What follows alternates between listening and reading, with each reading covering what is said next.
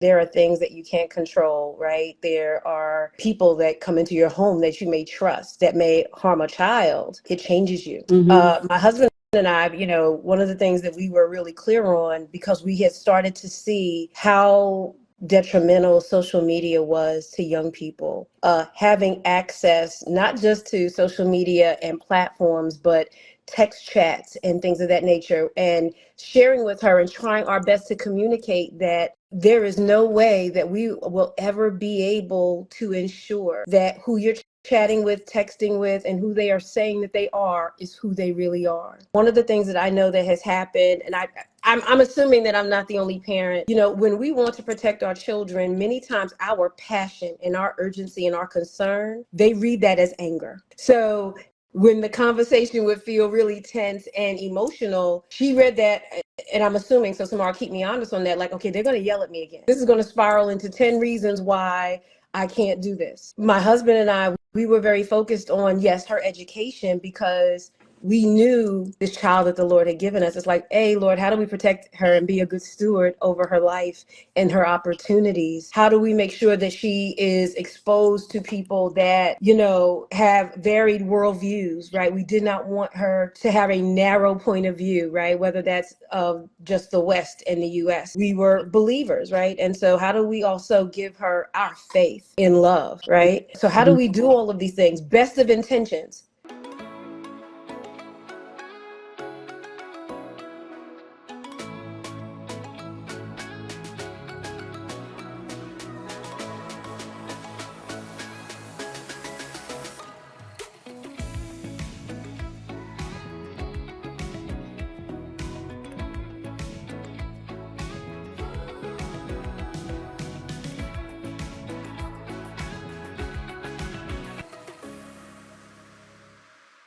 This evening, I'm very, very happy to introduce to you Oneka, but because I want to Africanize her, I'm going to call her Oneka.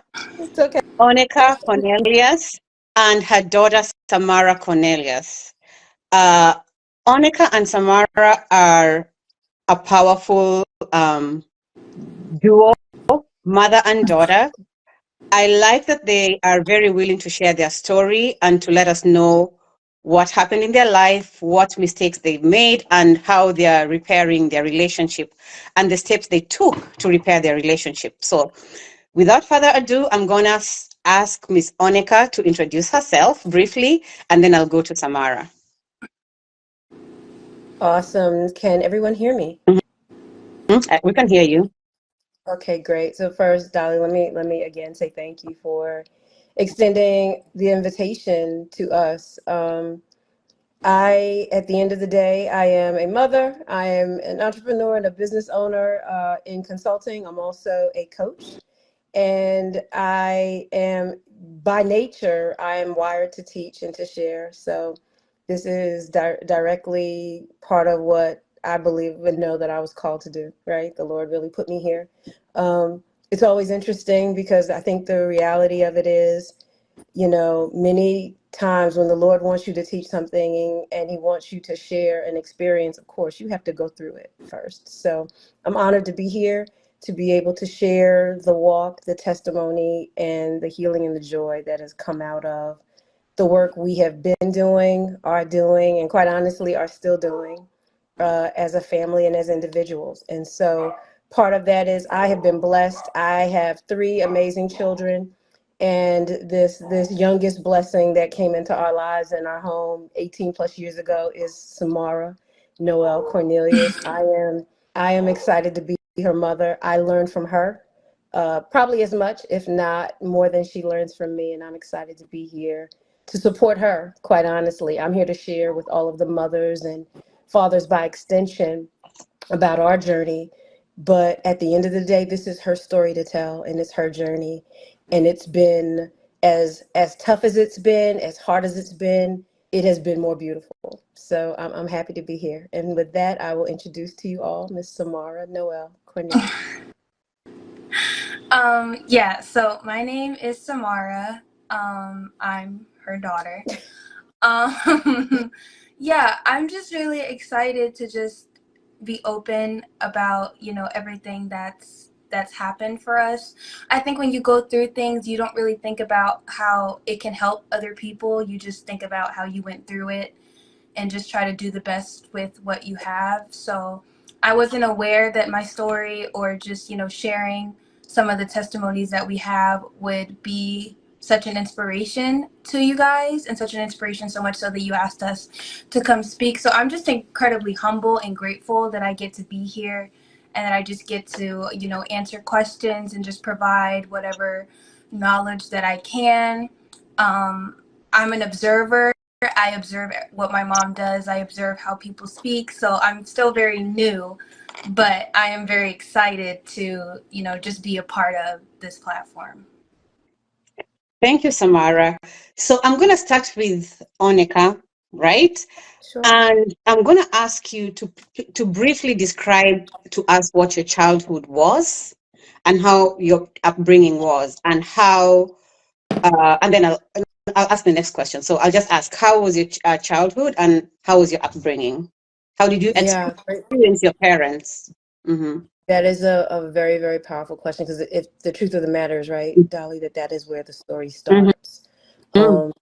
For me, I was raised in a home with both parents until my parents divorced when I was about 8 or 9 years old. I am the child of an addict. My father was a drug addict. Uh, and some people would say probably highly functioning, but the reality of it is he was not. He was also an abuser. So I grew up in a home in a home where there was abuse. I saw my mother be abused quite frequently, and it skewed my vision, right, and my experience of what it means to be part of a family. Um, as a result of my father's addiction, his drug abuse, uh, that, as you can imagine, created a household that was very unstable, very scary. Uh, just There was a lot of fear. It was very much about, let's not push his buttons, let's not get him hyped up, let's steer clear. And the reality of it is, when you are the children, or you're in the household with an addict, there is no way that you can create a perfect environment that does not trigger them, whether that's trigger them to acts of violence, or arguing, things of that nature, let alone using.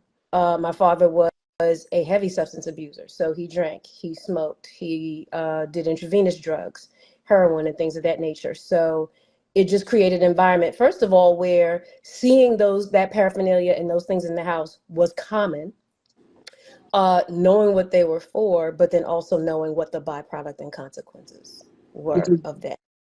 And in many instances, those consequences involved him hitting and hurting or injuring my mother. So for me, that threw me into caregiver mode at a very, very young age. Mm-hmm. I still have memories of being 5, 6, 7 years old, and making sure that she got to the emergency room, nursing her wounds because she had to go to work on Monday, taking care of my brother. I have a brother who is 4 years younger than me, and so I immediately became his caregiver, his protector. So it made me grow up very, very quickly. It impacted, of course, as you could imagine, how I saw marriage, for sure. Mm-hmm. It Mm-hmm. impacted how I saw men. And that took something for me to walk out for quite some time. But what it did was, it created an environment where I didn't get to be a child. I was thrust into taking care of others very, very quickly. I Mm-hmm. was also in an environment where, because there were so many trauma inducing events that were happening, for lack of a better word, I became used to, I don't want to use the word comfortable, but used to trauma, Mm-hmm. traumatic events. Um, not knowing where my father is, not knowing when a debate or a question was going to escalate into an act of violence or something happening, and then that escalating to us, spending the night in the emergency room. It also created an environment that produced secrets. So I don't ever remember my mother telling me, hey, don't tell anybody what happened here. Don't tell anybody what happened to my eye, my face, my arm. Don't tell anybody what happened, what was going on with daddy this weekend. It was understood that we didn't speak about those things. And so, because of that air of secrecy, there was no place to go and to take those experiences. So, you fast forward to being a mother, not wanting to be in a household where your children see abuse, expect abuse, where that becomes commonplace. You wind up going, I feel like, from one extreme to the other, right? For me, it led to a lot of what I call controlling behavior, right? How do I control environments? How do I control people in a way that I am able to stay safe? Because for the first several years of my life, the environment and some of the people in my life were not safe. So that it gives a bit of a foundation. I'm blessed in that, a drug addiction is not something that took hold in the next generation for my brother and I, but because we saw so many negative consequences, the truth is it still impacted us, right? In other ways. It impacted how we raised our children, how we disciplined our children, how we showed up in marriage and relationship, how we dealt with anger or didn't deal with anger, how we dealt with secrecy, right? The thought that what happens in our home stays in our home. Yes. And so it's all of those things that really affected me very, very early on, and it affected my parenting for sure. Okay. Samara, how did you experience? Okay, so there's an event that happened, but before the event, right? How did you experience your mom and your dad? And just to just to pick up on what Oneka said, it is very true that your formative years are the first few years of your life. So definitely, number one, you are parentified, meaning that you are made to be the caregiver of your younger sibling, but not just your younger sibling. You now became a caregiver to your mom, who was the adult in the relationship. And also you experienced trauma because you witnessed domestic violence. And there was a lot of chaos. So your formative years were kind of chaotic, right? So now, Samara, how did you experience your mom before the event and everything started changing? Yeah, so I grew up very different from my mom. I think very different from a lot of kids. It was mainly just me. I have two older siblings. But by the time I was about 5 or 6, my sister was 18. So where my memory mostly picks up, it was just me. I have another brother who is 34 or older. He's old. He was gone by the time my memory, you know what I'm saying, picks up. So for a lot of my childhood, I remember being on my own. Also, I do know that the first few years of my childhood that I can recollect, I was a lot closer to my dad because right around the time I was born up until about 5, my mom was working a lot. So she was traveling.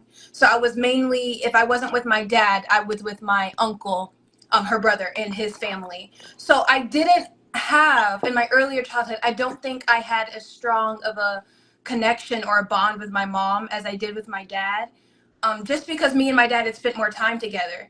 Even when you don't have memory of things when you're younger, like they say, like that age of like 2, 3, 4, even though you don't remember it, it creates those habits, it creates those family dynamics. So just having my dad around a little bit more than my mom was, when I was younger, I felt more connected to him, I think. So I don't have strong memories of mommy from that time. I have more strong memories of dad. But picking up to where she had kind of stopped traveling a little bit later into elementary school, I don't really remember a lot of, if I'm trying to compare it to the relationship and the intimacy that I have with my parents now, I just don't remember having it a lot when I was younger. Just because they were both working so much and having me just being the only kid, it was more so just mommy and daddy work. We come home. We wouldn't eat together all the time. Sometimes we would, but it was very much so. There was a period where all three of us were very much so on our own.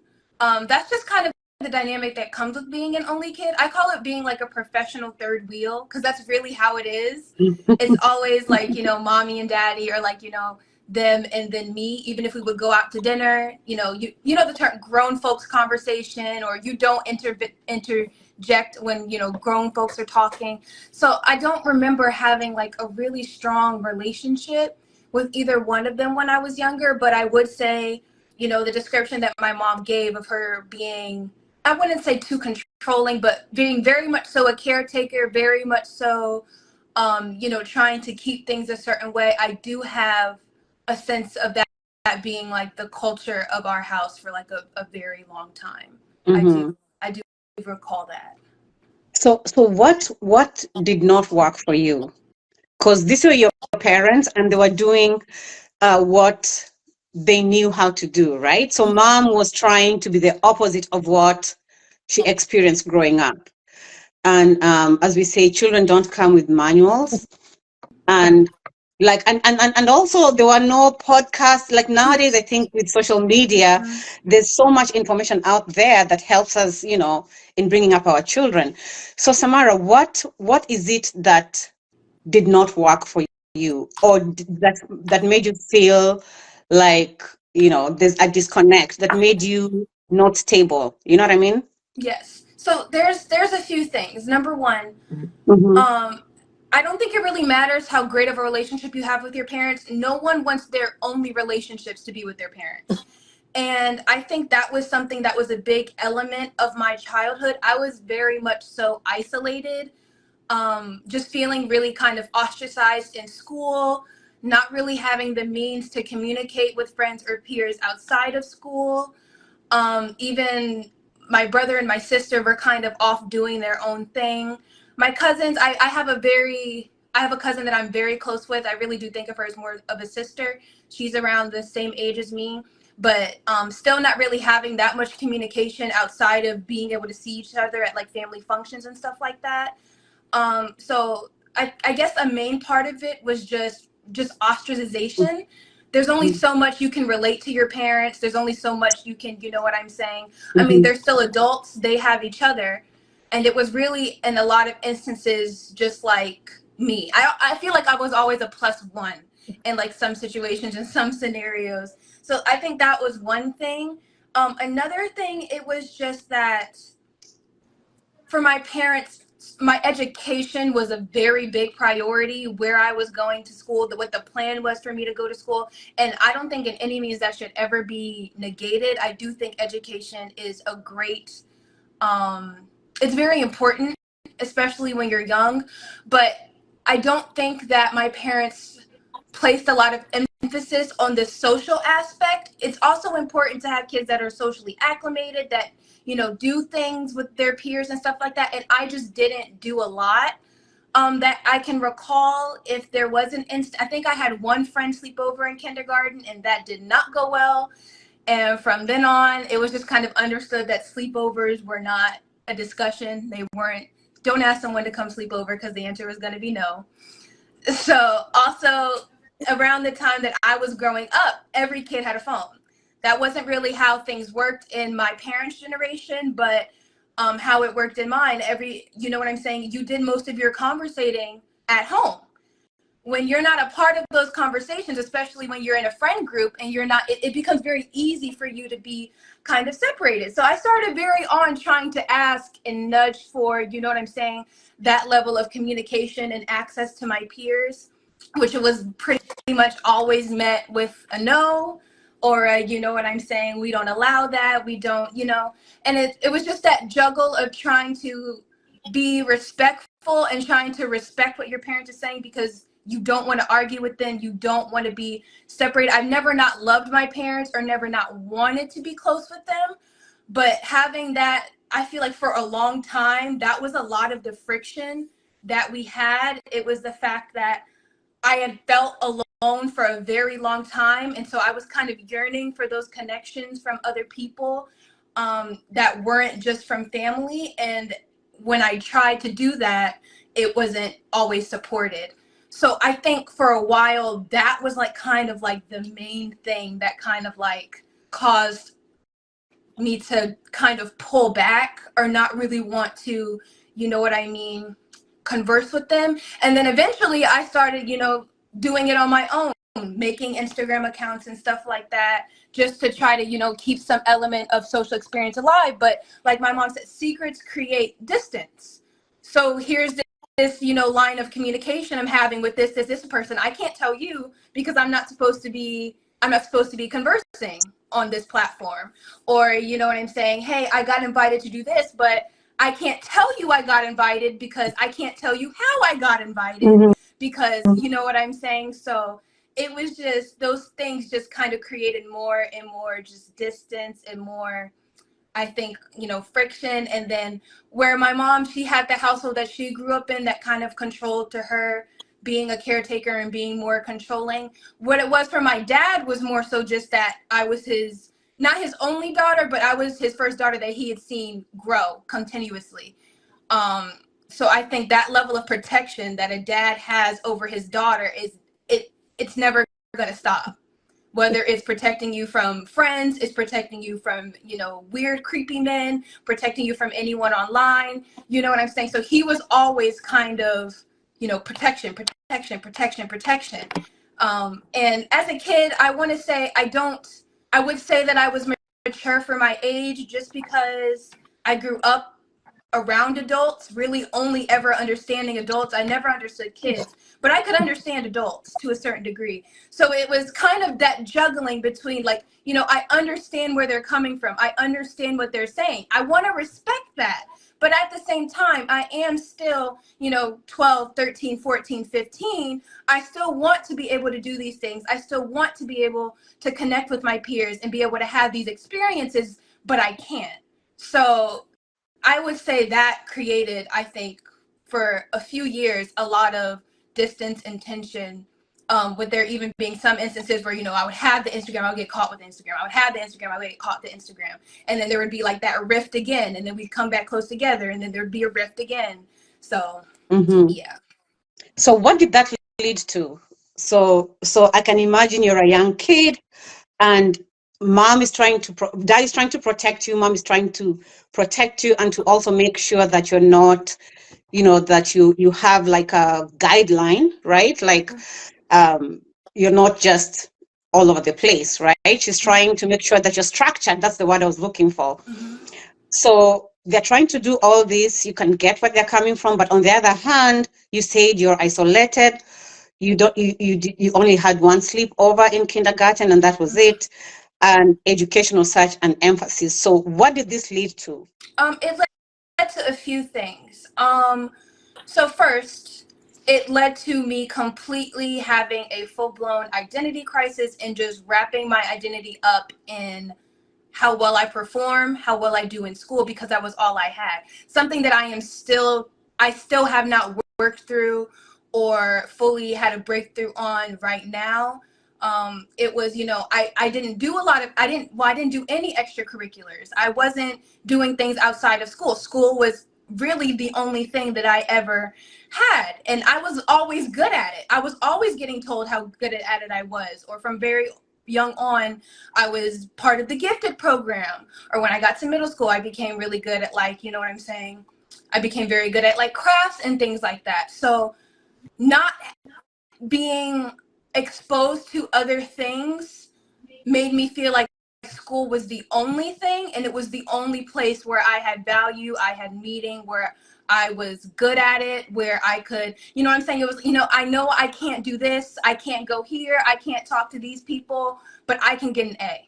And if I can't get an A, I'm going to do everything I can to do the best that I can possibly. And, you know, so it led to, I think there was a period of time where I would come home from school, I would work till I didn't sleep. I was a workaholic in middle school, which is not healthy at all by any means. And there were many conversations that, like, my parents and other adults in the family tried to have, like, you know, Samara, you can relax, you can, you know, you don't have to do all of that. And but it was just very hard for me to hear that, because it was like, if I don't have this, then what do I have?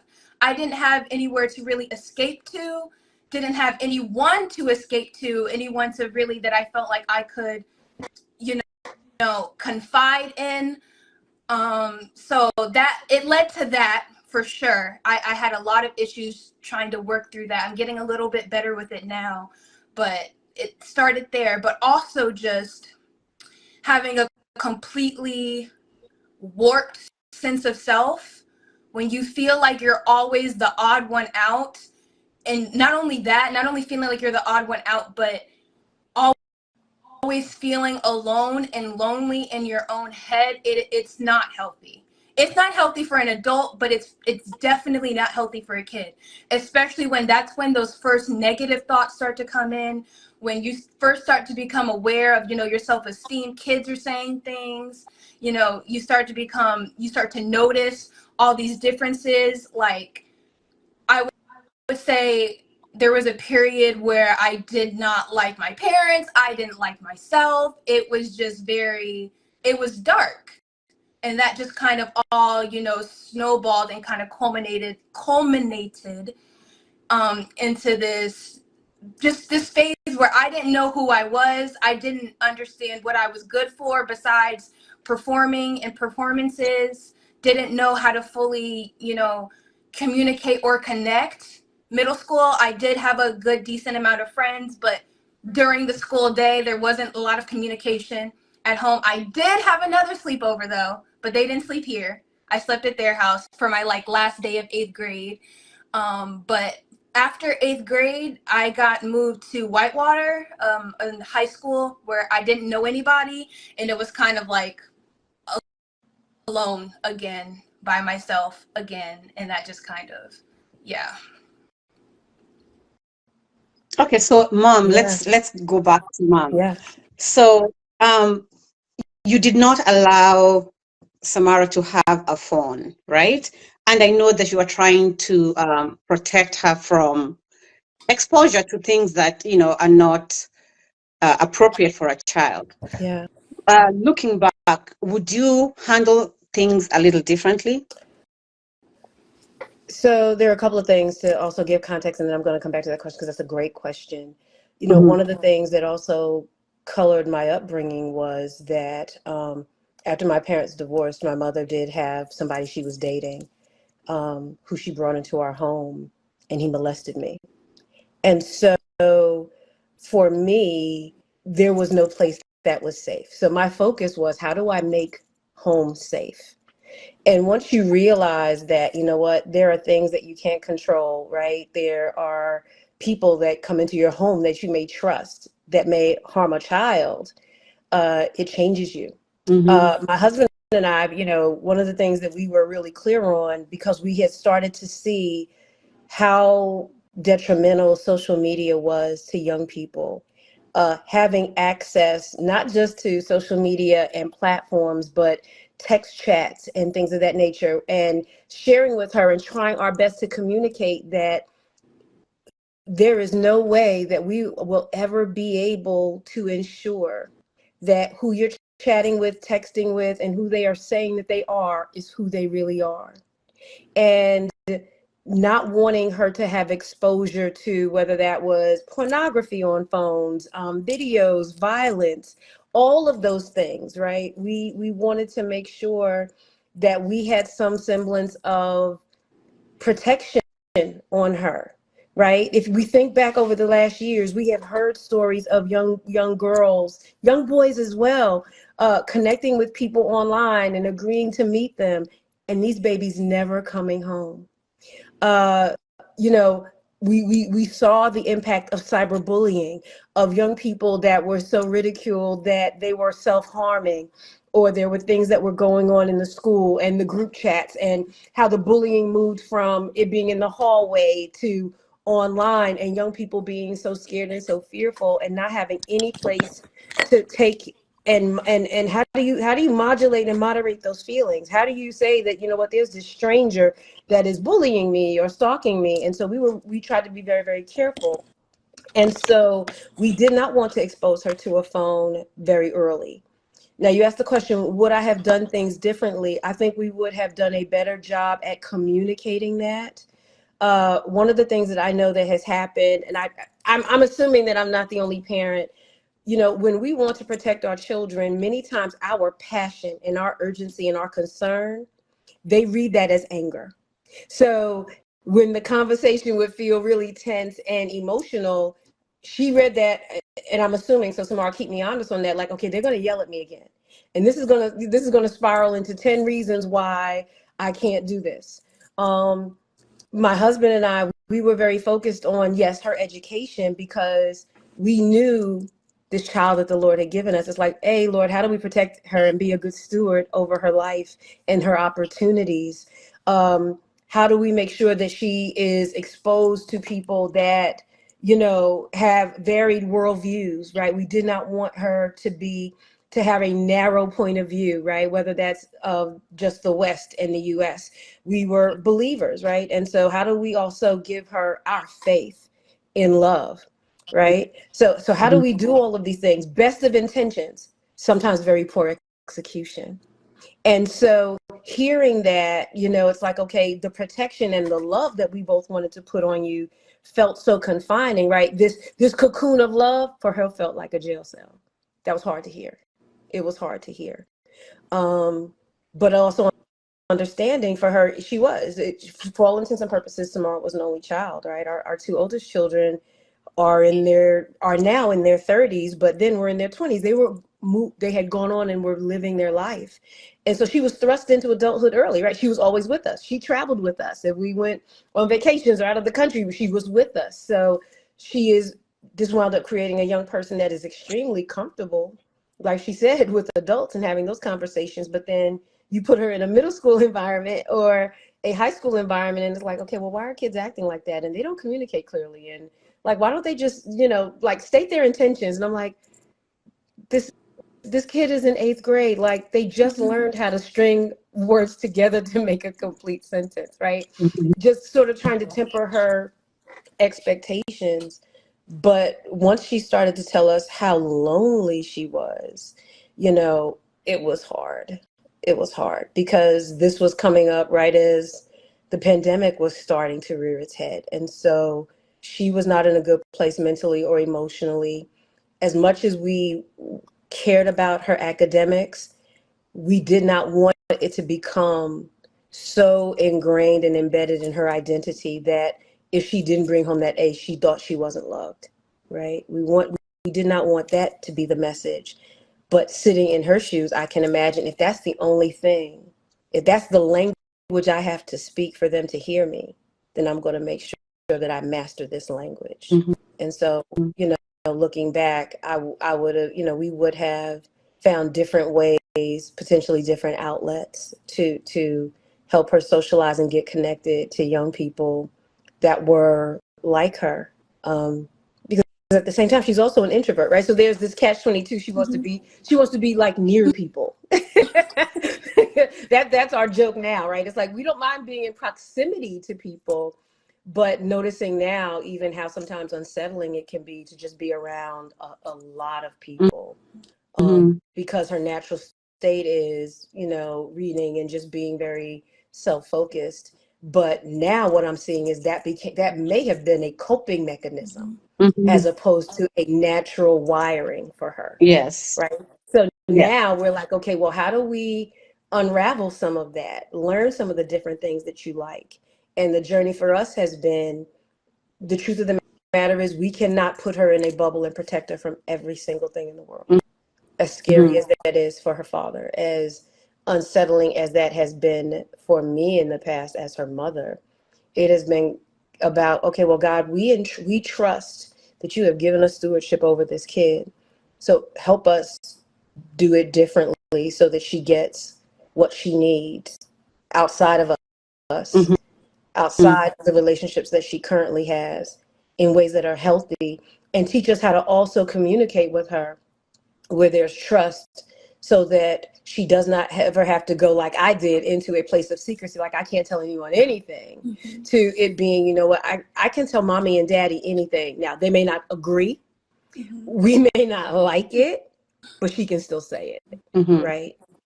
And so for us, we had to kind of work through that, because we also, both of us, grew up in the culture that, okay, Once an adult says it, don't come with a Mhm. bunch of questions. You know, Mhm. she's our why child. Like, you can't do that. Why?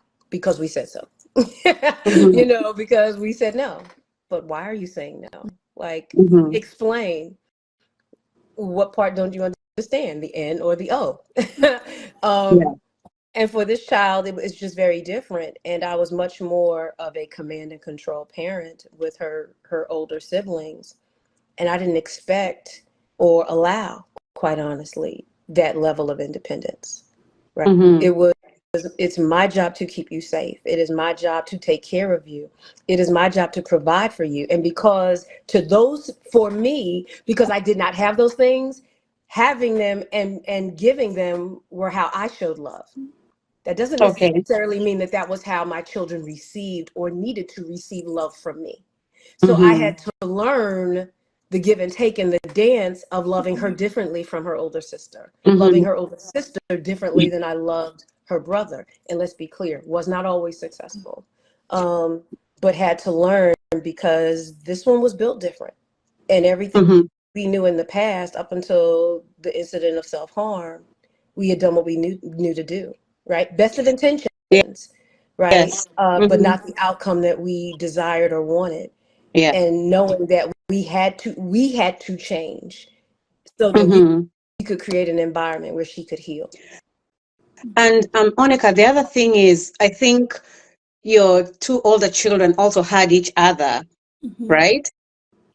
So I Yeah. think that that was another aspect of it. They had each other growing up, but Samara was alone because they had left the nest, right? So she was lonely. So the others, even if they felt the way Samara felt, at least they had each other, you know? So I think that brings a little bit of comfort for them. Now, Samara, so here you are, you feel isolated, you feel that your identity is wrapped in your grades, right? And you are feeling a little bit odd, like you're the odd one out in school everywhere because now you have kids in school.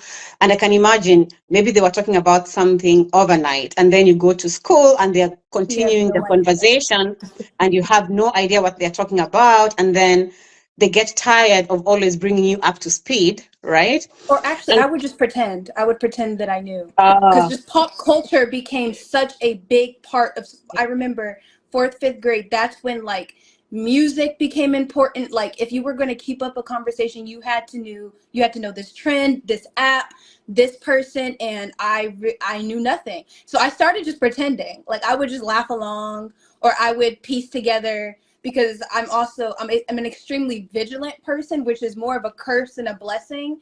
So I would, make notes of this song or this person, and I would come home and I would research it. I wasn't completely in the Stone Age. Like we had laptops and things like that, but it was just mostly for homework. So I would come home, I would Google things, I would look things up, and then just try to look as up to speed as I possibly could. But everyone knew I didn't have a phone. okay. So Yeah. now I'm just thinking, now all these things are going on, and then the pandemic struck, right? And your mom just mentioned just now about self-harm. So tell us, take us to where it got to the self-harm. Yeah.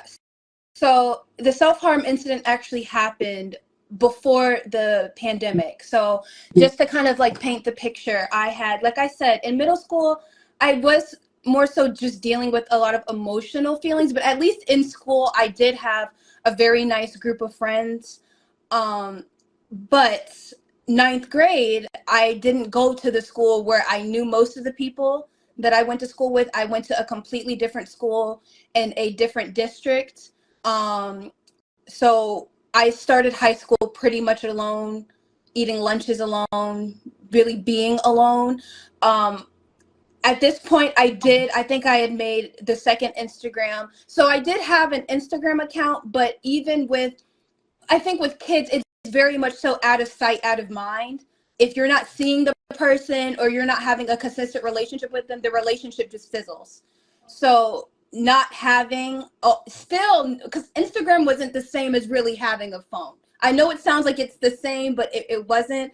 So just still not having the level of contact that I used to have with being at school with certain people, and then still having limited communication, the really strong friendships that I had formed in middle school just started to fizzle.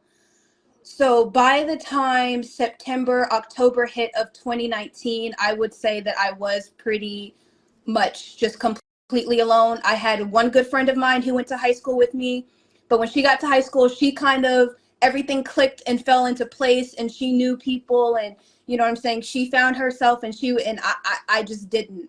Also, being Black in a predominantly white school is not, it's just not easy. Another thing that I failed to mention was that from a very young age, I had scoliosis. And as I got older, it just got worse. And I don't mean just like a little, like, I'm not even just talking about the aesthetics of it. I was in pain every day, all day. Walking was painful for me. Getting up was painful for me. Bending over was painful for me. So you're dealing with all of these things, these natural issues that you have with your body and how you show up. And you have this thing that you cannot fix. You have this thing that other people notice that you can't fix. You're only wearing hoodies and things like that to try to hide and camouflage, so you're not confident. So it was just a culmination of all of these things. Like I said, my pain, it was becoming difficult to make it through the school day because in high school you start walking to every class and it's a really big campus. So I was in pain a lot. My body image issues, being completely isolated. My cousin, who I was very close with, me and her both, we talk about it to this day, that was a time where me and her were also very different, similar to my friend. My cousin, her name is Gabby. She went to high school and she hit it off. She blossomed. You know, she was beautiful. She was popular. You know, she had all of these friends. Whereas me, I didn't have a lot of interaction. I ate lunch alone, or I didn't eat lunch, and I sat in the library and things like that. So that just kind of set the stage of what those first 4 to 5 months of high school looked like. Leading up to the accident, not the accident, but the incident was holiday break. My parents had went away for their anniversary. And I don't know how or why, I'm just going to call it God, but my Instagram had popped up on my mom's phone. And they had just got home, like literally that day, they had just got home from their anniversary trip. And my mom, you know, kind of confronted me about it. And, you know, it got heated. It just kind of wasn't a great night for any of us. And I just kind of, I had cut previously. I don't think I mentioned that. Like about less than a year prior, like if this is December, back in January, there was an incident where I had told my mom that I had been cutting on a few occasions, but I had not cut since I told her. So, you know, kind of all these bad feelings are built up with no healthy or unhealthy way to cope. And then again, you don't have any relationships. And while I didn't have a great relationship with my parents, it was the only relationships I really had. So then having the incident with the Instagram come up and then knowing, okay, well, they're going to be mad at me. They're going to be upset.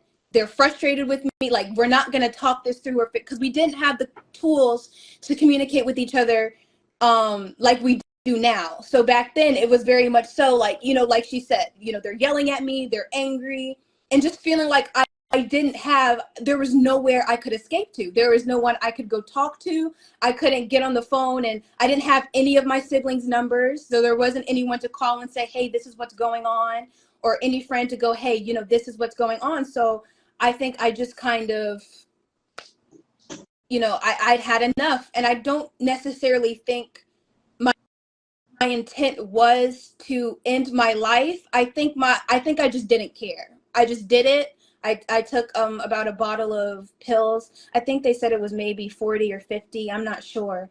But I didn't know if I would die. I don't even think I cared at that point. I was like, something will happen. It's better than what's happening now. So I took them. I took a couple melatonins and I lied down to go to sleep. But it didn't sit well. I started throwing up very violently. My dad came to the bathroom and he kind of saw the color and was like, you know, what are you throwing up right now? And I was kind of forced to, you know, just show the bottle and stuff like that. And then we went to the hospital. So that was, I believe, December 29th, 2019. So right before the new year. And I spent bless the Lord, I came out of it completely unscathed, unharmed. For the amount of damage that my liver could have, you know, endured, I'm very lucky to still be here, and to not only be here, but to be here and have like pretty much no evidence of what happened in my body, which is amazing. Because the first few days were rough, but I feel like by the third day, it did such a sharp 180, that we were all just kind of blessed to see what had happened. But following that, I didn't even get to go home. I had to go to a psychiatric facility, where I stayed with a lot of other girls, where, you know, I kind of felt guilty. I was like, wow, these are people who have been molested, who have been abused. These are people who are, this is their third, fourth time here. They've been struggling with this for so long. And sometimes there's almost this guilt of, okay, well, I only went through this, or I only dealt with this. So why, you know what I'm saying? You know, you kind of feel over dramatic, or you feel like, you know, so I dealt with that while I was in there. But I think really the whole experience was just traumatizing. That's the best, it's a used word, but that's the best way I can put it.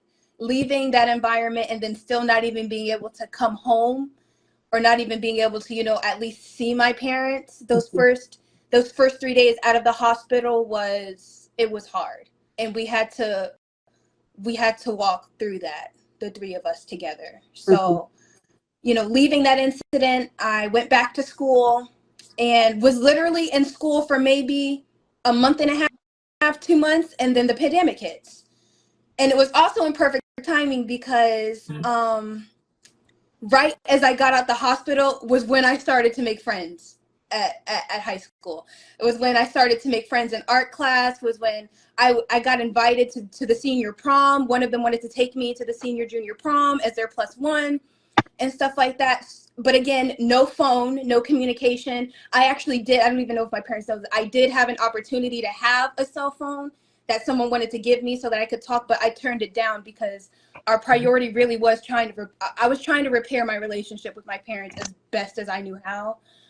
And like you said, secrets, whether you share them or not, they just have a way of showing themselves. They may not always show themselves in their entirety, but there's going to be, you feel it.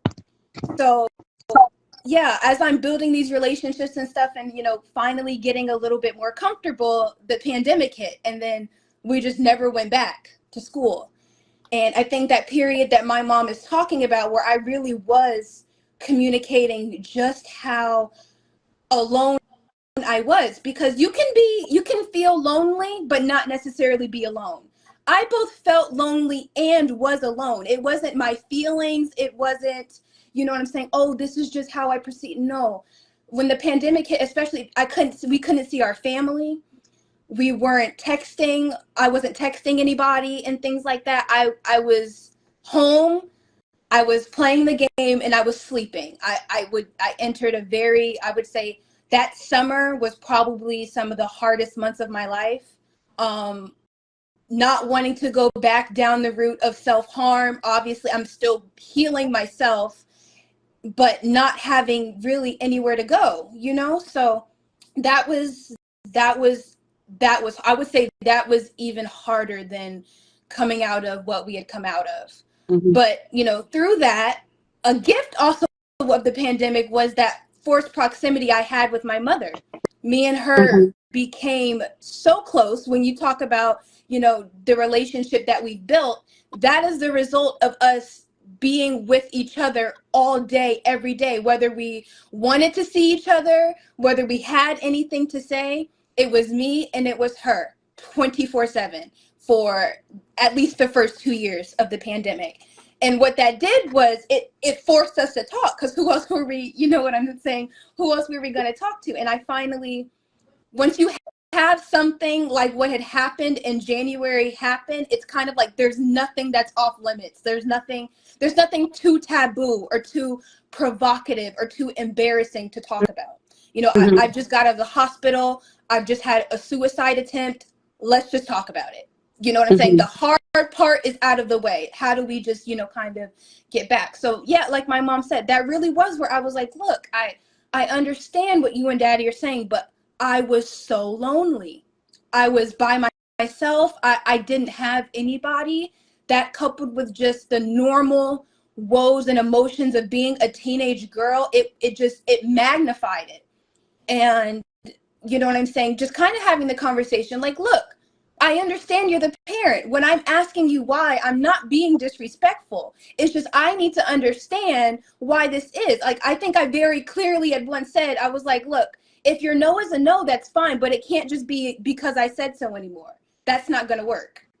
And I think I remember that day we were sitting on the back porch and I was talking to them and I was like, you know, it's not disrespect, but your no just meaning no, that's not going to work. It's just not going to, it's not going to be enough. So, you know, we kind of repaired and started working through that kind of like the early fall. And I think I saw someone ask when I finally got a phone. Also, someone asked how old I am. I'm 18. I turn 19 next March. But I got a phone that year, actually. Yes, 2020. It started with, I moved to online school. I didn't go back to the high school. And I moved to online school. And I think I wanted an iPad so that I could take notes. And they were doing like, I was like, you know what? Let's give this phone thing one more try. I was like, I bet if I can put it together and I can persuade them, like maybe I can make this work. And I did. I did a whole presentation. I put together costs. I was like, here are the pros and cons. And I believe it was 3 days before your birthday, Mommy. I believe it was either October 10th or October 9th. That I got the green flag and Daddy had agreed that I could get both the phone and the iPad, but I had to pay for the phone, but I still got it. So yeah, and that was kind of from that fall. I think we had even repaired our relationship so much to, I think that, you know, my mom and my parents, anytime there was an incident where we got in trouble, it was always the trust thing. Don't keep secrets. Don't lie. More so than just the consequences of what you did. It was more so what it represented. You know what I'm saying? So I think even for them, even with them dealing with the deceit that I had put them through by not letting them know that I had the Instagram, I do think the conversations allowed them to at least understand where I was coming from. And I said multiple times, I was like, it's not an excuse. I'm not attempting to excuse or belittle what I did. You guys put up a rule, I broke it. That is what it is. That's black and white. But here's some of the insight. Here's what I was going through. Here's what I was dealing with. So you understand it wasn't just a rebellious, I want to do what I want to do. It was, no, I need this. I need something. So I think once we had kind of had those conversations, I can't tell you how many times I remember us rehashing and unhashing and unboxing and asking questions. You know, we had a lot of conversations like that. I think that even though it had only been like 6, 7, 8 months since this whole thing had happened, that by the time I was ready to, you know, kind of bring it to them again and ask for a phone, that we were kind of all on the same page. So yeah, I got a phone like right around that October. And one thing about my parents, I will say that when I got the phone, there wasn't a whole lot of, you know, you have to put the phone here, you have to turn the phone off. You know, it was, you know, we're trusting you to have this. They let me have social media. They let me have Instagram. They let me have Snapchat. It was just, you know, I think also my parents maybe gained some respect for me and knowing that I am young, but I am mature. And them kind of understanding that, you know, look, we are putting these guidelines here. It is your response, and we are trusting you not to break them. Because I think that's kind of the bridge between being a child and then getting older, at least in a parent's eyes. It's the difference between I'm not gonna let you do this, and then I'm trusting you not to do this. So by the time I got a phone, I think that we really did have that strong level of trust between each other. Like, I'm trusting you that you're going to let me have this, and not with contingencies, not, oh, you can only have the phone between 6 to 7:30 on Mondays and Tuesdays. It was very much so like a, you know, it felt good. I'll say that. I think I actually cried that day. I think I actually cried because it was just something so small, right? But it just felt like it was such a big moment and such a big step for the three of us that I will say that I do believe that's when we just, you know, got closer. So yeah, fast forward from then, me and Mommy were like 2 peas in a pod now. She really is my best friend. We joke about it. I mean, I'm still really introverted. I still don't really have a lot of friends, but I'm dealing with it in different ways and better ways as more of like a young woman type of thing than as a kid. Mm-hmm. And I Mm-hmm. know that I have the full support of my parents when I Mm-hmm. do that. So Whoa, wow, Samara, that is a lot. That is a I lot. So, know. guys, if you have any questions, please just put them in the chat and we're going to ask them. So, how many days did you stay in hospital? I went in Sunday. I left Friday, mommy. So there were two instances, right, Dolly? So with the actual self-harm incident, she was Mm-hmm. actually in the EU for 7 days. Okay. And then from there, again, as she mentioned, we were not able to take her home. We did have to take her to a mental health facility for 3 days. Mm-hmm. There were a couple of things that my husband and I wanted to make sure did not happen, even in that environment. We did want her to be healed. And so, and I can't stress enough, we had such amazing doctors who were committed to helping us save her life. Mm-hmm. We also understood the role that our faith played in this, Mm-hmm. and the role that the Lord played in navigating and sending us the right people to help us. Mm-hmm. As part of that, we were also very sensitive, and we said we knew that she was going to need therapy. We knew that there was going to need to be a counselor to help us navigate this, right? This was not something, I don't want it to seem as if, we just miraculously did this. We had help. We made sure that we had access to resources. I was very vocal and her advocate. While she was in ICU, I did not leave her side. I did not leave the room. Mm-hmm. Because I wanted her to hear me. I knew that she could hear me, and that we wanted her to know that we were there every step of the way. So that's the first piece. Mm-hmm. The second piece, we were also very sensitive in that we did not want there to be a situation where, as opposed to helping us to heal and deal with whatever the needs were, we did not want it to be a situation where she was immediately medicated or over medicated.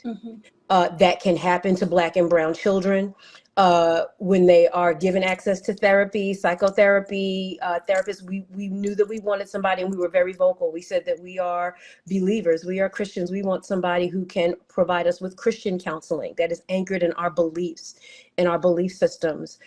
We were very vocal to say you cannot and will not medicate her without our express permission. And we knew that we weren't going to give that. Because we did not want it to be something where now there is medication, and not that medication does not work, but we did not want it to be something that was just a tool that was automatically thrown at her. Okay. We wanted there to be a level of advocacy and transparency. So we did not want them to just use that in those 3 days to keep her sedated and not address the root cause. Okay. So that was very important to us. Coming out of that, as she mentioned, with the pandemic, for us it was a gift. It was the hardest get. We fought for her, Mm-hmm. but we also fought for our family, right? Because the reality of it is, and I know that there may be mothers and fathers that either are on the call now, have a child that is wrestling with this, or have gone through it themselves, or may see this in the future. I don't take it lightly that when we were discharged from the hospital, she was with us. Not every parent gets to leave with their child still alive. Mm-hmm. And so I want to honor that. What I also often share is, even though we still had her as her mother, I still found myself grieving and mourning. Mm-hmm. I was grieving and mourning the child I thought she was, right? Because as parents, we have this identity of who we believe our children are, Mm-hmm. how strong they are, what their weaknesses are, what their needs are, right? And as they get older and they become better able to articulate what those needs are, what their personality is, what their belief system is, when it doesn't line up with who we have seen them to be, that's jarring. That's jarring. When she shared about being lonely, me and her dad was like, how are you lonely? Like, I don't want to, create this, it wasn't sarcastic. We didn't understand that Mm-hmm. for her generation, the nature of relationship and social construct had moved virtual, Mm-hmm. right? Community, connection was all happening virtually.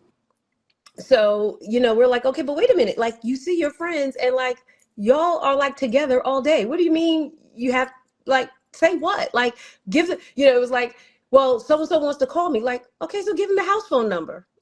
Like the house, we have a home number. Just have them call. Like, you can take the phone in your room. Like, we didn't understand it.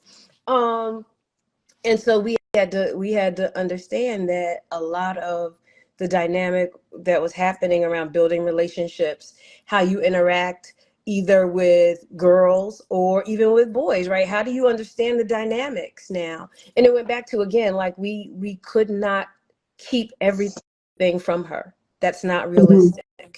That's not realistic. And so we had to navigate that. And the pandemic was a gift. As she came home, it put her and I together every day. Every day. Some days we took rides, like, and if you remember with the, the beginning of the pandemic, it was like, okay, everybody was stuck at home. Mm-hmm. And for us, it was like, no, we're not stuck. We're safe at home. Okay, we're safe here. It was, let's take rides. Let's go to the lake. Stick your head out the window and scream. I don't want this to be another instance of you not having outlets. And then it also became, and you can tell me anything. And the catch-22 for a parent is when you put it out there that they can tell you anything, they're going to try that.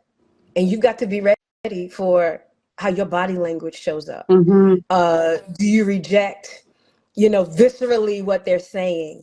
How do you listen without judgment? How do you listen with grace? How do you know when to listen? And she's just venting. She's not asking me for advice. She's not asking me about my opinion. She's not asking me what I would do. She just needs me to listen. And my antenna got more sensitive. Like, okay, she's just going off right now, right? And I had to learn to listen and take that in. It taught me how to pray for her better, how to cover her. It helped me to navigate and say, okay, to my husband, like, today was a tough day. Be gentle with her, give her grace. Or, she's going to come to you. There's some things she wants to talk to you about. So I need you to fix your face, husband, get your face right. So that you can hear her and she can see the love and not disagreement. Or, a lack of interest. We had to learn that. We had to learn all of that. We like I said, we got her therapy. The question about the phone, that was something that me and my husband, we committed to prayer. But we understood that if we say that we are going to trust her and trust each other, there has to be an outward manifestation of that trust. There had to be a way that we were showing her that we were trusting her. I'm not going to tell you that I didn't, now to her, yes, we handed her the device and we said, but we are trusting you. And by then we all understood the gravity of saying we trust each other. And that when something happens, and we tried to instill that in all of the children and the young people, that no matter how bad you think the truth is, no matter how uncomfortable the discipline or the consequence that may be, it will always be better than a lie, because you'll have to tell 10 to cover the one, right? Trust is the thing that we can't get back, right? Those are the deposits and withdrawals that we're making into each other in this relationship. And the other piece was, and if you come to me with a hard question, then I love you enough to tell you the truth, even if that meant that I had to say some things that may have made me feel like, what, she's not going to respect me as a mother. She's not going to, it's like, we've been through things. I think that the pandemic and then coming out of the suicide attempt for her, Samara, keep me honest, it humanized us for her. Yeah. Right. We weren't just these parents that know all, say all, do all. It's like, no, we don't have an answer, but we commit to come back to you when we have an answer. We navigating scoliosis. And like she said, her being in pain on a daily basis, that rewires your brain. That impacts how you make decisions, how you think. It impacted all of those things. And we were literally having to navigate, when is the right time? How do we approach this? So it was all of these things. But these 3+ years, they were a gift, because we didn't have work distractions. We didn't have things to keep us busy, you know what I'm saying, or things that were more priority. She was the priority. We were our house, our home, who we were to each other was the priority. And we had to put the work in. And some days weren't pretty. Some days, Yeah, I can imagine. yeah. So Samara, what was the toughest thing you had to tell your mom? Because when now you have to speak openly and tell it as it is, I'm sure it was a new thing for you, right? To now tell her exactly what you think, maybe about what she's done to you or how she's handled a certain situation. What was if you don't mind sharing and if it's shareable, what was the toughest thing you had to tell your mom, and how did you prepare yourself? Because I know it takes guts, right? You're like, how am I going to put it? What was the toughest thing you had to tell your mom? I think it was a couple of things. So the first thing was really just, when you're a kid, you're used to getting corrected by your parents. You're used to being told, hey, do this, do that, or hey, you didn't do that the right way. But it's very difficult to imagine it almost being flipped and like telling your parents, hey, I don't like that you did that. Or that was very scary, because when I was younger, or even just leading up, it wasn't, you know what I'm saying? It just was never an idea that you would tell your parents that you didn't like something they did. That wasn't a question. It wasn't something that you figured out how to phrase. It was just a no. It was, if you ask something and you don't like the answer, deal with the fact that you don't like the answer on your own time. It's not something that we're going to talk about. It's not something that we're going to debate about. So I think just kind of, I don't think I said it directly at first. I think it was just kind of in sharing my story, like letting my mom know. Yeah, I think it was really just letting them know, like, hey, I didn't like the way you did this, or I didn't like the way that you talked to me when you said that, or, hey, the way that you handled things that night, it contributed to why I did what I did, or it contributed to the feeling that led to me being okay with whatever came after the decision that I made. So I think that was probably the hardest part. Not just hard because I was worried for myself, hard because I still love them. I don't want to tell my parents, hey, you're the reason why this happened. That still felt very cruel. It still felt very, I felt guilty in such a way. But, like she said, there were just conversations that we had to have. And so I would think that, just kind of having that ongoing conversation of the things that they did that worked and the things they did that just really didn't work, that was hard. Additionally, another really hard conversation that I had, so addressing the scoliosis, we had multiple kind of on again, off again conversations about surgery, because it kind of gotten to the point to where there was no way to really fix or alleviate any of my pain without the surgery. And it was just kind of always, we would get up to a point and then it would stall, or we would get up to a point and then we would stop.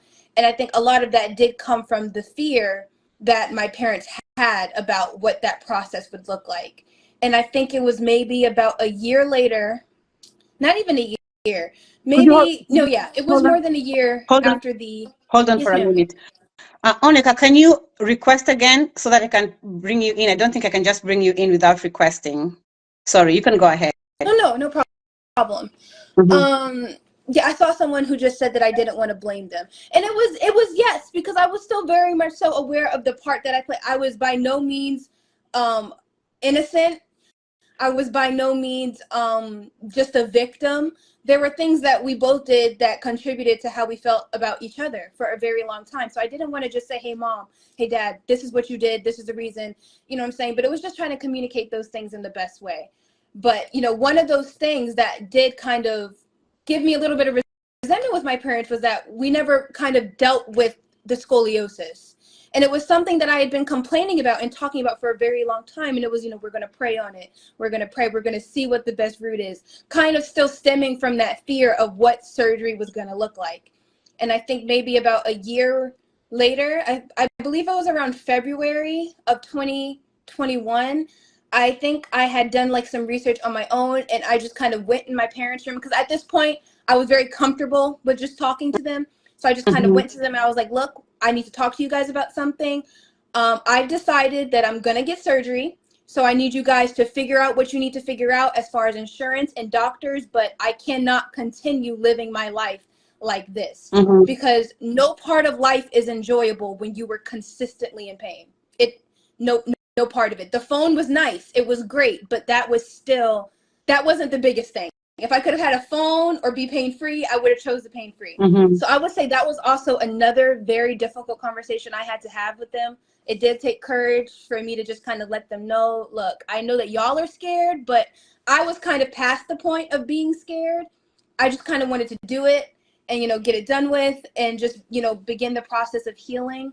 So I think that was another, pretty hard conversation, but it was a different kind of hard. It wasn't fearful. I wasn't scared. I wasn't, what I'm saying? It was just, how do I bring this to them in the best way? So she told us of the times that she was the difficult conversation she had to have with you.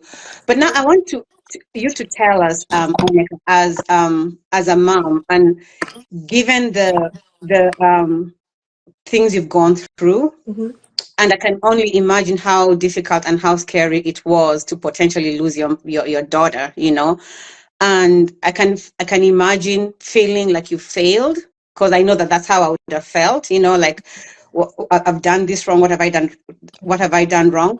What would your advice be to parents, especially those of us, and I'm speaking for the Kenyan community. We also grew up in the "you do as I do." Don't ask questions. It's because I said it, so it's going to be because I said it. What would your advice be to fellow moms and dads who are in that space? And I think it's a very rigid space to be in. What would you say? And what have you done to forgive yourself? Yes. All great questions. So you're absolutely right. Going through the process of walking with her, that part was hard. The shame was harder. The shame, the guilt, the feeling like how does something, this person, this life where we had the best of intentions and desires for her, how do we end up here? It was difficult because there were not a lot of people that I felt comfortable sharing that conversation with. I had a few very, very close friends. My best friend literally came to the hospital, and she's probably the only other person outside of very, very close family members that I told. It was a daily conversation and dialogue that me and my husband had, right?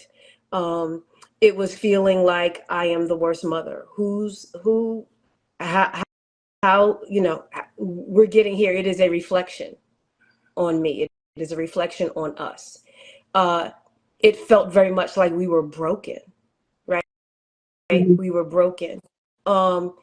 Walking through the hospital journey specifically, I remember it being very, very difficult because it triggered a traumatic response for me, because the most time I spent in the hospital was going back to my childhood, right? Like, so the real reason that, my mother was there, I could never divulge. So what you learn is, like, in these incidences where she could be taken away from us, right? What if they decide that we're not fit? Like, we could have lost her, but we could lose her. So there were all of those feelings. There were the feelings the first few weeks that she was home of not being able to sleep because I had to go and check to make sure she was breathing in her room. I didn't feel like I could sleep through the night because I needed to know that she was okay, that she wasn't going to self-harm again. So it was those instances. How did I forgive myself? It has been a process. It has been a process. It has been a journey of, quite honestly, going back again and forgiving my parents. Understanding that, like you said at the beginning of our conversations, these babies don't come with books. They don't come with maintenance manuals that tell us what happens. Like, how do you not break them? How do you nurture them? How do you hold on just tight enough, but know when to let go and how to let go? What happens if you let go, or when you let go and it backfires? So it's all of those things. It's just become an effort of realizing that I had, just like we had to extend her grace to trust us again, and for us to trust her, my husband and I had to walk out a journey of trusting ourselves individually again and extending grace. I'm not going to get everything right. When you have done all of these things, you're dealing with, perfectionism. You want the perfect family, right? There's everything that you project. It's like, how does this amazing, smart, creative, beautiful baby, did I break her? Knowing that my parents did the best that they could with the tools that they had or didn't have. So understanding her led me to understand my mother even more. It helped me to understand my father even more. And so I had already gone through a process of healing with them, but healing, like everything else, is an onion, right? It happens in layers. It happens in levels and dimensions. And so sometimes when it comes up, I have to remember, you know what? Now she's 18. There are things that she's going to have to experience. There are heartbreaks. There are disappointments. There are things that she is going to have to experience. And I have to trust that they will make her. I have to trust that if we keep our relationship good when those things happen, we can be beside her. We can't take the blow for her, right? We are the type of parents that even in the midst of all of this, we say that as you grow into an adult and a young adult, there are some consequences that we can't get you out of. That's why it's so important to think about your choices, because the consequences will be yours. Mommy and daddy can walk with you through it, but we can't take it away. And I don't know that we want to take away all consequences, right? Because if we all think back, that's how we learned, right? Something that we did or wanted didn't work, it backfired and the like.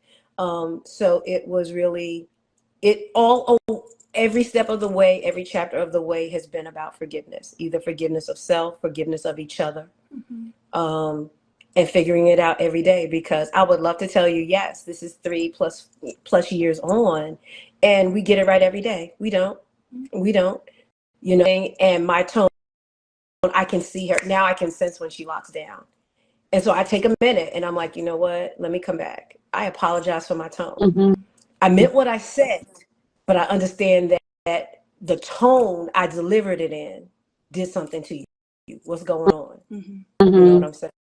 Yeah. Or she'll come back and she'll be like, you know what? I'm sorry. And then we've got to repurpose to move on. You know what I'm saying? And just forgive each other for it. I think that's a very big lesson that we have to learn as parents, to be vulnerable enough and humble enough to ask our children for forgiveness, to tell them, I'm sorry I did this, please forgive me. Because when you're yelling and your tone is harsh or your tone is out of anger, but it's very humbling as a parent to come to your child and tell them you're sorry, but also we are modeling the behavior that we expect them to show. So how do we expect our children to apologize to us when they're wrong, and we can't we've never modeled that behavior to them. They don't know how to apologize because they've never seen us apologize. So that's a very good take-home lesson. I'd like us to go to some of the questions. Somebody asked, Samara, do you journal? I did. I think I saw someone did ask me a question about cutting. Someone had asked me someone I believe asked how I was hiding it, or how I was nursing my cuts. Yes. Honestly, they were in a very visual place. They were on my thighs. I was in middle school and we had uniforms. So I was wearing like pleated skirts to school. It was never really noticed, honestly. In transparency, I also, if I felt like it was noticeable or visual, I would just cover with my legs, with my hands or something like that, or just the way that I was sitting. it wasn't really noticeable. So I didn't really have to try a whole lot. It was maybe about 36, maybe like 12 or 13 on my legs. The beginning ones were really light, and the later ones were maybe a little bit deeper, but I didn't really have to try too hard to hide them. I hope that answers your question. And on the other side, that was probably one of the earliest indications that we knew that there was something going on with her. Mentally, we're like, something is going on. Didn't know what it was. Didn't know how to help her clearly. But we started to just watch more. It was just a few months between the whole cutting situation and the self-harm, incident. So again, that was a tough 6 months for sure, and you look back at it, and the reality of it is middle school is hard for everybody. Like, everybody is trying to figure out their identity. They're trying to figure out who they are, who their friend group is, who is their tribe, right? Who are the people that want to have, emotional and social connections with. And in the absence of that, it's like, where do I take those feelings? That was never something, I don't think that we ever verbalized that when we were younger, especially not at my age, not in my generation, right? That these feelings are so big, I've got to harm and hurt myself for there to be a release. That was not something that I was familiar with. We had different ways. I was very much a compartmentalizer, because the traumatic, environment that I grew up in, I learned very quickly, okay, home is crazy. I have to put that in a box. And when I'm working, when I'm at school, when I'm doing things in my life, that is a very separate box. That was my survival skill. Just a different coping mechanism. And what many times when there are multi-generations or different cultures, you have to realize that how that shows up, how that pain shows up for them is not going to be the way that it showed up for us. Yeah, that can sometimes be the biggest, right? That can be the biggest disconnect. For me, and I saw somebody ask the question, do you journal? Yeah. I'm gonna leave that question for her. That was one of the biggest outlets that I had. I didn't take my secrets to anyone else. I journaled. I wrote my secrets down. I wrote poetry. I had a place to put that. So if I think about it, my mechanism was a bit different. And it's still something that I go to now, my prayer journal, in a very different way. But there are different mechanisms. It's just that we have to understand that what healing, or what the tools and mechanisms toward healing and growth for our children and our children's children will probably not look the same as it did for us. There's a running joke that my brother and I have that, there are two things that we say. I think a lot of times, and I don't know if it's the same way in the Kenyan culture, so I'd love to hear somebody share this in the chat as well. Here, at least in African-American culture, here in the US, there is this resilience. You know what? We've been through it all. We've seen it all. It's all happened to us. And we sling it on our back and we carry it. We don't complain. We don't tell anybody. It's very much so what goes on in this house stays in this house. You don't tell anybody what else is happening in our household. That's not their business. So there was very much that dynamic going on. You don't necessarily tie it to shame. You tie it to, you don't let anybody in. And so what I think has happened is, as it's become much more acceptable to talk about mental health and how we feel emotionally and spiritually, what people in my generation are realizing is, yes, we went through a lot, we saw a lot, and we're not okay. Right? So let's go ahead and call a thing a thing. Everybody's not okay. And so now people are giving each other grace and permission to have those harder, transparent conversations.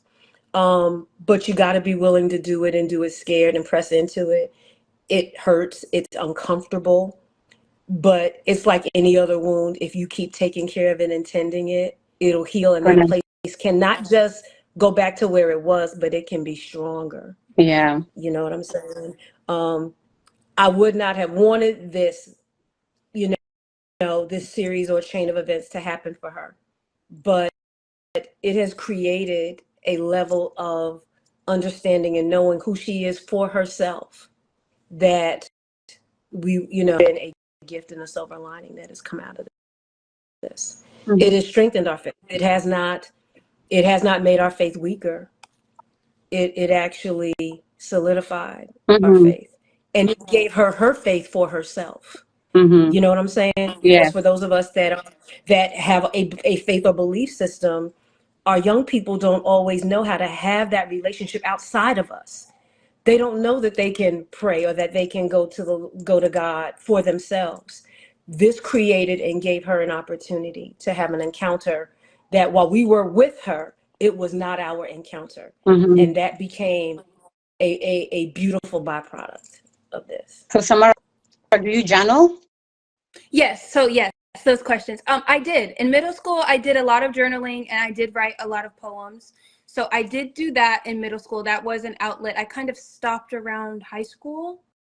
By the time my senior year came, I didn't, and I haven't since then. I haven't journaled as avidly as I did in middle school as I used to, but I am still going to therapy. So my therapist, talks to me about how journaling would also be a good outlet. But I just find that as I'm able to talk more with my parents, that I don't need it as much. There's not a whole lot that I don't talk about or I don't bring to them, especially with my mom. So I don't find that journaling is as, integral.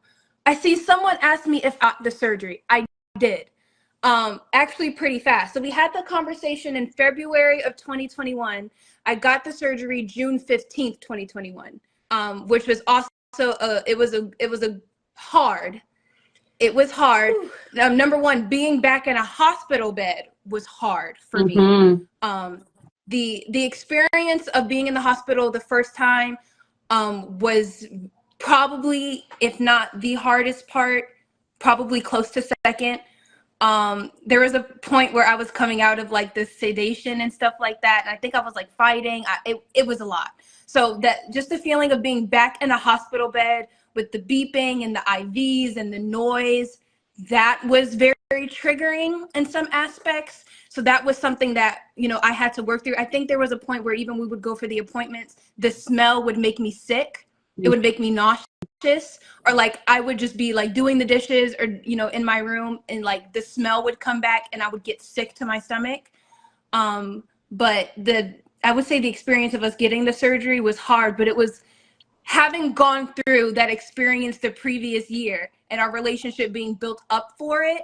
I would say it was beautiful and painful at the same time. Yeah. So, but yes, I did get it. I got the surgery. I'm like 2.5 years post-op. I'm doing great. Not really in pain anymore. So Good. Yes. Yay. Good. It's not all sad stuff, I swear.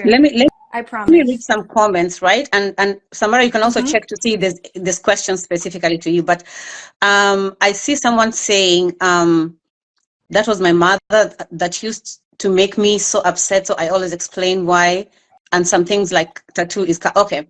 So Penny is saying that her mom used to be the I say it so kind of parent, and it used to make her so upset. So now she does it differently. And then Anne is the one who asked about the cats. Penny says she gave her children phones at the age of 12. They were all on. I also did not snoop on them, but I spent a lot of time teaching them about online choices, especially bullying and what they share. Anne says I have a daughter that has gone through all the things that Samara has gone through in terms of self-harm. It's such a touch and go situation. Maybe Anne can link up with Oneka, Oneka, Anne says she understands, she's a mom, so she was understanding something you say. And somebody was laughing at you because you were talking about the house phone, saying that, you have a phone in the house. So she's like, you did not move with the new technology. Jen says, I went through the exact same situation. Hearing her share her story brings me back to an incident with my daughter. And then let me read somebody else's. Evelyn says, I love the way you have accountability with each other. I think that's admirable too. Anne says, I love the fact that spirituality and religiosity has played a big role in the execution of how you handle your daughter's needs. Evelyn says, openness is such a good thing to have in any family. Let me see, they're the only ones commenting, huh? But Angie says, thanks for sharing your story. Oh, no, she was asking about the surgery, so you answered that already. Penny says, I'm so glad I happened to be online. I have loved this conversation. Well, we are coming to an end, guys, unless you have any, it's illegal to say sorry in the African homes. Somebody said that. Penny is saying she's learning how to say sorry right now. Evelyn says, Samara, you are a brilliant young lady, mature than your age. You are amazing and made in God's own image. You have a great future ahead of you. You have a great purpose among young people of your generation. Generation and many generations to come. God bless you. Thanks for sharing. And says absolutely the same in our culture. Yeah, she was talking about the, so this conversation I think is very important, has been very important. I really want to thank you, Oneka and Samara, for sharing your story. We don't even have enough time. Like, we would have wanted to go on and on and on, but I know that we have to stop at some point. And if necessary, if I get, we want Oneka, we want Samara, then maybe we'll bring you on another time. But Samara, to end this, what would you say to your fellow kids who are going through what you are going through? Some of the things that maybe your perception was wrong. So, for example, you thought that your parents would not understand some of the things, and maybe they would have had you brought it to them. What would you advise your fellow youngsters so that they don't go through what you went through? Just that it never hurts to try. I have the blessing of having parents who are still a lot more gentle than other people. So I almost feel kind of, lost in a way. If you're going through something that is much harder than me, maybe sitting down and praying and having a conversation isn't the way to do it. But just, from where I'm sitting, I would say two things: that, it never hurts to try. And then to also, parents are humans too. They are grown-up kids who had kids. And so as hard as it is, sometimes, as a kid, it's sometimes like you judge your parents. You judge them very harshly when they do things that hurt you. It's like, you should know better. You should know better. They can't know better. And they also can't know if you don't talk. So I would just say that suffering in silence isn't better. It's not going to be worse for them to know than for them to not. And then I would also just say that to also, where you're able to prioritize your relationships outside of yourself, because and know which ones are healthy, because those are going to be the ones that are going to be there to help you out in ways that you probably wouldn't even know, whether it's with other family members. I'm not saying, just with friends, but even coming out of the situation we talked about, with me and my mom, my relationship with my cousin grew a lot. She was like, I didn't know you were going through this. I didn't know that you were, you know what I'm saying? Like, you can talk to me, you can come in. So that even opened up a really big level of humanity for the two of us to be like, we don't have to just giggle and kiki every time we talk to each other. We can have real conversations. We can be honest with each other. So I would just say those two things. Okay. Thank you so much, Samara. So what you're telling us is communication is important. Find a trusted person. It might not be your mom or your dad, but find a source of trust that you can go to. And it might be the guidance counselor in school, Exactly. because they too can help, And for the parents, we cannot be the days, I like the way Samara said, like, it was not going to be because I said so, like they had to give you a reason. And I think that that's holding our parents accountable. And, we can no longer be the parents who say, because I said so. And we should also be very aware of when we project our fears on our children and when our traumatic childhood shows up in our parenting styles. So this is a lot of stuff to do and to think, to go and, food for thought. But I want to thank you so much, Oneka and Oneka and Samara. Thank you. Thank you. I would just offer to the parents, I just want to take a second to encourage raising young people, especially cross-cultural, it's hard work. I just want to encourage you to just know that you are doing your absolute best. Our young people, they don't always see it. They don't always know the work and the intention and the desire for the absolute best for them. They don't always see it. Sometimes, it feels like even doing the best, we feel like the bad guy, right? That's part of it. And so I would just encourage and say, know that you're doing the best that you possibly can, and it's okay to ask for help. One of the biggest things that came out of this, even as we've been talking with not just her, but all of the young people in our family, my brother and I had an aha moment that when we talk to our children about what we've been through, for us, it is an experience. For them, it is a story. How you hear a story versus how you interpret it because it's been your lived experience is going to be different. So we have to find ways to continue. And that doesn't mean we don't share our experiences. Just understand that our experiences are ours.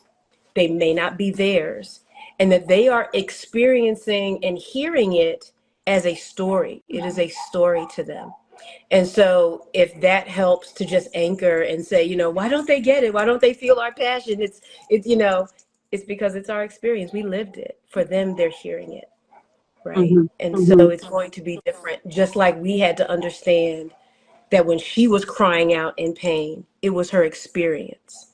And we had to realize it's not just a story. So for us, it was really just understanding each other's perspectives. So just a word of encouragement to all the mommies and by extension, the daddies and papas and aunties that are on the call. Thank you for having us. Thank you so much for sharing your story, for being vulnerable, for being open.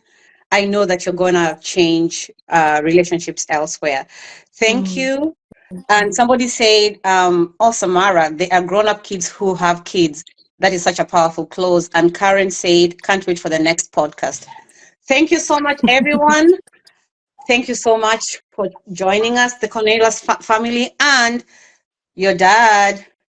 I'm hoping to have him because we need to hear it from the dad's perspective. Yeah. So I'm hoping that we're going to have him soon, and we'll keep in touch. Thank you so much. Have a good night, so everyone, and a beautiful rest of your week. Good night, everyone. Bye. Thank you. Thank you.